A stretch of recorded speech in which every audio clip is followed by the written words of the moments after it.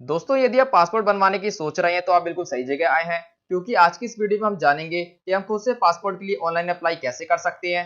Passport apply करने का process काफी सिंपल एंड ईजी है, तो बिना टाइम वेस्ट किए चलिए शुरू करते हैं। सबसे पहले आपको गूगल क्रोम को ओपन कर लेना है।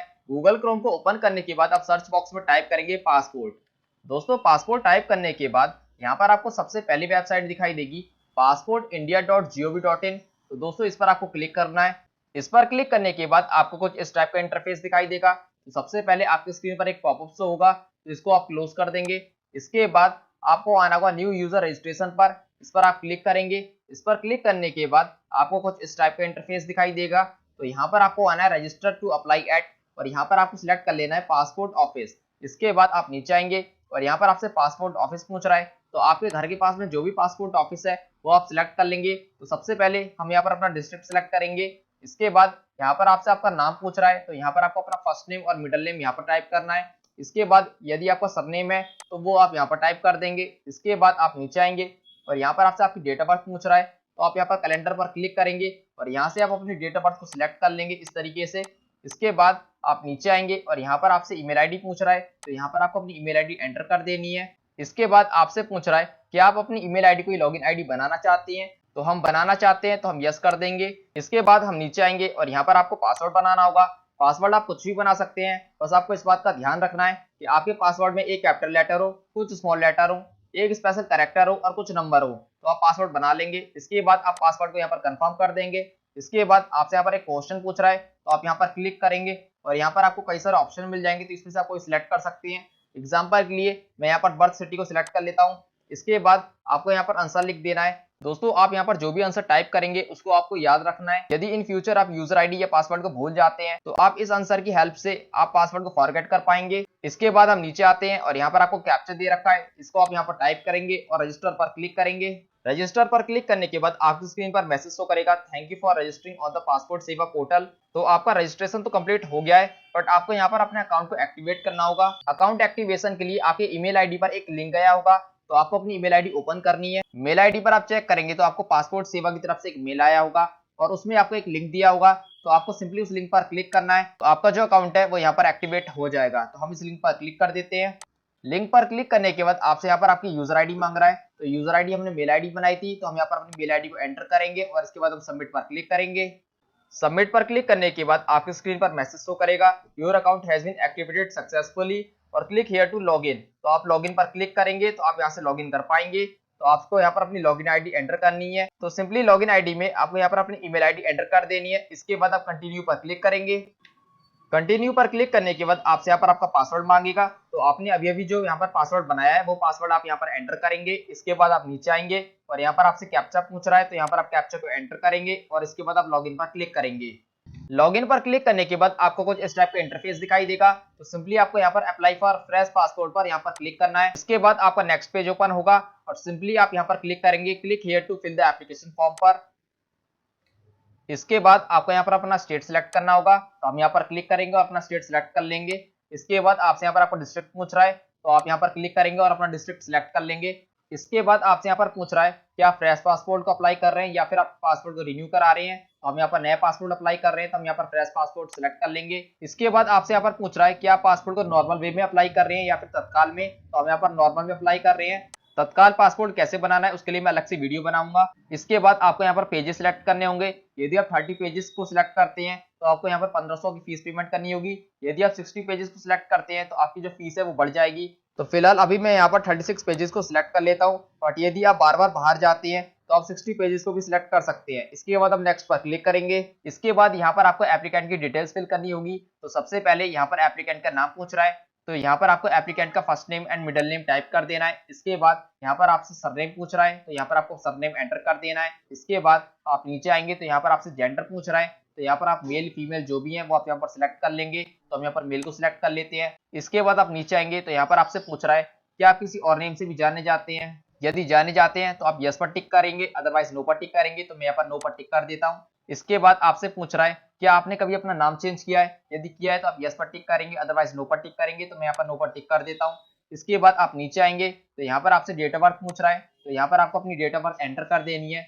डेट ऑफ बर्थ फिल करने के लिए आप कैलेंडर पर क्लिक करेंगे और यहाँ से आप अपनी डेट ऑफ बर्थ को सिलेक्ट कर लेंगे इस तरीके से। इसके बाद आपसे पूछ रहा है कि आपका जो बर्थ है वो आउट ऑफ इंडिया है, यदि है तो आप यस पर टिक करेंगे, अदरवाइज नो पर टिक करेंगे। इसके बाद आपसे यहाँ पर प्लेस ऑफ बर्थ पूछ रहा है, तो आपका जन्म स्थान जो भी है वो आप यहाँ पर टाइप कर देंगे। इसके बाद आपसे यहाँ पर आपका स्टेट पूछ रहा है, तो आप यहाँ पर क्लिक करेंगे और अपना स्टेट सिलेक्ट कर लेंगे।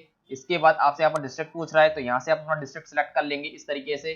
इसके बाद आपसे मैरिटल स्टेटस पूछ रहा है, तो आप मैरिड है तो आप मैरिड को सिलेक्ट करेंगे, यदि आप अनमैरिड है तो आप सिंगल को सिलेक्ट करेंगे। इसके बाद आपसे यहाँ पर आपकी सिटीजनशिप पूछ रहा है, तो यदि आप बर्थ से इंडियन सिटीजन है तो आप यहाँ पर बर्थ को सिलेक्ट करेंगे। इसके बाद आप नीचे आएंगे तो यहाँ पर आपसे आपका पैन नंबर पूछ रहा है, आप चाहे तो इसको फिल कर सकते हैं, अदरवाइज को ब्लैंक भी छोड़ सकते हैं। इसके बाद आप नीचे आएंगे, आपसे यहाँ पर एम्प्लॉयमेंट टाइप पूछ रहा है, तो आप यहाँ पर क्लिक करेंगे और यहाँ पर अपना एम्प्लॉयमेंट टाइप सिलेक्ट कर लेंगे। यदि आप गवर्नमेंट एम्प्लॉय है तो आप गवर्नमेंट एम्प्लॉय को सिलेक्ट करेंगे, यदि आप एक स्टूडेंट है तो नॉट एम्प्लॉयड को सिलेक्ट करेंगे, या फिर आप अदर्स को भी सिलेक्ट कर सकते हैं, तो मैं यहाँ पर अदर्स को सिलेक्ट कर लेता हूँ। इसके बाद आपसे यहाँ पर पूछ रहा है कि आपके जो पेरेंट्स हैं या फिर आपके जो हस्बैंड या वाइफ है वो क्या एक गवर्नमेंट सर्वेंट है, यदि है तो यस पर टिक करेंगे, अदरवाइज नो पर टिक करेंगे। इसके बाद आपसे यहाँ पर आपकी क्वालिफिकेशन पूछ रहा है, तो आप सिलेक्ट पर क्लिक करेंगे और यहाँ पर आप अपनी क्वालिफिकेशन को सिलेक्ट कर लेंगे, तो मैं यहाँ पर 10th पास को सिलेक्ट कर लेता हूँ। इसके बाद आप नीचे आएंगे और आपकी बॉडी पे कोई अगर मार्क है तो वो आप यहाँ पर टाइप कर देंगे। इसके बाद आप नीचे आएंगे और यहाँ पर आपसे आपका आधार नंबर पूछ रहा है, तो यहाँ पर आप अपना आधार नंबर एंटर कर देंगे। इसके बाद आप आई एग्री पर टिक करेंगे और सेव माई डिटेल्स पर फिर क्लिक करेंगे। सेव माई डिटेल्स पर क्लिक करने के बाद आपका जो एप्लीकेशन फॉर्म है वो यहाँ पर सेव हो जाएगा और आपको यहाँ पर एक एप्लीकेशन रेफरेंस नंबर भी आपको मिल जाएगा। इसके बाद आप स्क्रॉल करके नीचे आएंगे और यहाँ पर आप नेक्स्ट पर क्लिक करेंगे। इसके बाद आपसे यहाँ पर आपकी फैमिली डिटेल्स पूछ रहा है, तो यहाँ पर आपको अपनी फैमिली डिटेल्स एंटर करनी होगी। सबसे पहले आपको यहाँ पर अपने फादर का नाम एंटर करना होगा, आपको फर्स्ट नेम और मिडिल नेम यहीं पर एंटर करना है।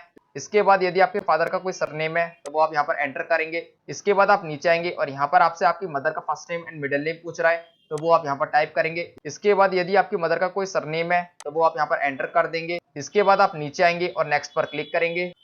नेक्स्ट पर क्लिक करने के बाद आपका नेक्स्ट पेज ओपन होगा और यहाँ पर आपकी एड्रेस की डिटेल पूछेगा, तो यहाँ पर आपको अपना एड्रेस फिल कर देना है। सबसे पहले आपसे यहाँ पर पूछ रहा है कि आपका जो एड्रेस है वो आउट ऑफ इंडिया है, यदि है तो आप यस पर टिक करेंगे, अदरवाइज नो पर टिक करेंगे। इसके बाद आप नीचे आएंगे और यहाँ पर आपको अपना कंप्लीट एड्रेस फिल कर देना है। इसके बाद आप नीचे आएंगे तो यहाँ पर आपसे सिटी पूछ रहा है, तो आप यहाँ पर अपनी सिटी टाइप कर देंगे। इसके बाद यहाँ पर आपसे आपका स्टेट पूछ रहा है, तो यहाँ पर आप अपना स्टेट सिलेक्ट कर लेंगे।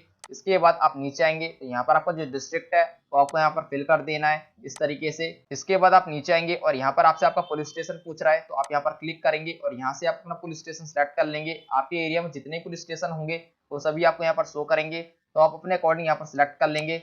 इसके बाद आप नीचे आएंगे तो आपसे यहाँ पर आपके एरिया का पिन कोड पूछ रहा है, तो वो पिन कोड आप यहाँ पर टाइप करेंगे। इसके बाद आपसे यहाँ पर आपका मोबाइल नंबर पूछ रहा है, तो आप यहाँ पर अपना मोबाइल नंबर एंटर कर देंगे। इसके बाद आप नीचे आएंगे और यहाँ पर आपसे आपकी ईमेल आईडी पूछ रहा है, तो आप अपनी ईमेल आईडी यहाँ पर एंटर कर देंगे। इसके बाद आपसे पूछ रहा है कि आपका परमानेंट एड्रेस अवेलेबल है, तो आप यहाँ पर यस पर टिक करेंगे। इसके बाद आपसे पूछ रहा है कि आपका जो प्रेजेंट एड्रेस है और परमानेंट एड्रेस है वो सेम है, यदि है तो आप यस पर टिक करेंगे, अदरवाइज आप नो पर टिक करेंगे, तो हम यहाँ पर यस पर टिक कर देते हैं। इसके बाद आप नेक्स्ट पर क्लिक करेंगे। नेक्स्ट पर क्लिक करने के बाद आपकी स्क्रीन पर एक पॉपअप शो करेगा, तो आप यहाँ पर ओके पर क्लिक करेंगे। इसके बाद आपको यहाँ पर दोबारा से ओके पर क्लिक करना है। इसके बाद आपका नेक्स्ट पेज ओपन होगा और यहाँ पर आपको इमरजेंसी कॉन्टैक्ट डिटेल्स एंटर करनी होंगी। तो सबसे पहले आपको अपने रिलेटिव का नाम एंड एड्रेस यहाँ पर एंटर कर देना है। इसके बाद आप नीचे आएंगे और यहाँ पर आपको अपने रिलेटिव का मोबाइल नंबर एंटर कर देना है। इसके बाद आप नीचे आएंगे और आप चाहें तो अपने रिलेटिव की ईमेल आईडी भी यहाँ पर एंटर कर सकते हैं। इसके बाद आप नेक्स्ट पर क्लिक करेंगे। नेक्स्ट पर क्लिक करने के बाद आपका नेक्स्ट पेज ओपन होगा और यहाँ पर आपको सिंपली नो पर टिक कर देना है। इसके बाद आप नीचे आएंगे और यहाँ पर आपको डिटेल्स नॉट अवेलेबल पर टिक करना है। इसके बाद आप नीचे आएंगे और यहाँ पर आपको फिर से दोबारा से नो पर ही टिक कर देना है। इन तीनों ऑप्शन को आपको नो तभी करना है यदि आप एक नॉर्मल सिटीजन है और आपने इससे पहले कभी पासपोर्ट के लिए अप्लाई नहीं किया है। वैसे तो मैं आपको यही रिकमेंड करूंगा कि आप इन तीनों को रीड करें एक बार और उसके बाद अपने अकॉर्डिंग इस पर टिक करें। तो फिलहाल मैंने इसको अपने अकॉर्डिंग यहाँ पर सेट कर दिया है। इसके बाद हम नेक्स्ट पर क्लिक करेंगे। इसके बाद आपका नेक्स्ट पेज ओपन होगा और यहाँ पर आपसे पूछ रहा है कि आपके अगेंस्ट का भी क्रिमिनल प्रोसीडिंग चली है, तो आपको सिंपली यहाँ पर सभी पर नो पर ही टिक कर देना है। दोस्तों यहाँ पर टिक करने से पहले मैं आपको यही रिकमेंड करूंगा कि आप इन सभी ऑप्शन को पहले ठीक तरीके से रीड करें, उसके बाद ही यहाँ पर टिक करें। यदि आपको समझ नहीं आ रहा है कि यहाँ पर क्या करना है तो सिंपली आपको यहाँ पर सभी पर नो पर ही टिक कर देना है इस तरीके से। इसके बाद आप नेक्स्ट पर क्लिक करेंगे। नेक्स्ट पर क्लिक करने के बाद आपको यहाँ पर आपके पासपोर्ट का प्रीव्यू शो करेगा। तो एक बार यहाँ पर आपको अपनी सारी डिटेल्स को वेरीफाई कर लेना है कि इसमें कोई मिस्टेक तो नहीं है, क्योंकि यदि इसमें अभी कोई मिस्टेक है तो आप इसको एडिट कर सकते हैं। तो हमारे केस में यहाँ पर कोई भी मिस्टेक नहीं है, तो हम डायरेक्ट स्क्रॉल करके नीचे आएंगे और यहाँ पर नेक्स्ट पर क्लिक करेंगे। इसके बाद आपसे यहाँ पर आपको बर्थ प्रूफ मांग रहा है, तो सिंपली आप यहाँ पर क्लिक करेंगे और यहाँ पर आपको कई सारे ऑप्शन मिल जाएंगे। तो आप इसमें से कोई भी ऑप्शन को सिलेक्ट कर सकते हैं जो आपके पास अवेलेबल हो। तो हम यहाँ पर डायरेक्ट स्क्रॉल करके नीचे आएंगे और हमारे पास पैन कार्ड अवेलेबल है, तो हम इस पर क्लिक कर देंगे। इसके बाद आपसे यहाँ पर आपको कोई एड्रेस प्रूफ मांग रहा है, तो एड्रेस प्रूफ सिलेक्ट करने के लिए आप यहाँ पर क्लिक करेंगे और आपके पास जो भी एड्रेस प्रूफ अवेलेबल है वो आप यहाँ सिलेक्ट कर लेंगे। तो सिंपली हम यहाँ पर आधार कार्ड को सिलेक्ट कर लेते हैं। इसके बाद आप स्क्रॉल करके नीचे आएंगे और यहाँ पर आपको प्लेस में अपना डिस्ट्रिक्ट नेम एंटर कर देना है। इसके बाद आप आई एग्री पर टिक करेंगे। इसके बाद आपको यहाँ पर ऑप्शन मिलेगा सेव माई डिटेल्स का, सिंपली आप इस पर क्लिक करेंगे। इसके बाद आपके एप्लीकेशन फॉर्म का जो प्रीव्यू है वो ओपन हो जाएगा और आप यहाँ पर अपनी सारी डिटेल्स को वेरीफाई कर लेंगे कि कोई इसमें मिस्टेक तो नहीं है, क्योंकि एक बार फाइनल सबमिट होने के बाद आप इसको दोबारा से एडिट नहीं कर पाएंगे। तो आप यहाँ पर ठीक तरीके से अपनी डिटेल्स को वेरीफाई कर लेंगे। यदि आपकी सारी डिटेल्स करेक्ट है तो आप डायरेक्ट आएंगे और यहाँ पर आपको सबमिट फॉर्म का ऑप्शन दिखाई देगा और आप इस पर क्लिक करेंगे। सबमिट पर क्लिक करने के बाद आपकी जो एप्लीकेशन है वो सबमिट हो जाएगी और आपका यहाँ पर एक ARI नंबर भी जनरेट हो जाएगा। इसके बाद आपको यहाँ पर अपलोड सपोर्टिंग डॉक्यूमेंट का ऑप्शन मिल जाएगा, आप इस पर क्लिक करेंगे। इसके बाद आप अटैचमेंट टाइप में सिलेक्ट पर क्लिक करेंगे। सिलेक्ट पर क्लिक करने के बाद सबसे पहले आप यहाँ पर एड्रेस प्रूफ को सिलेक्ट कर लेंगे।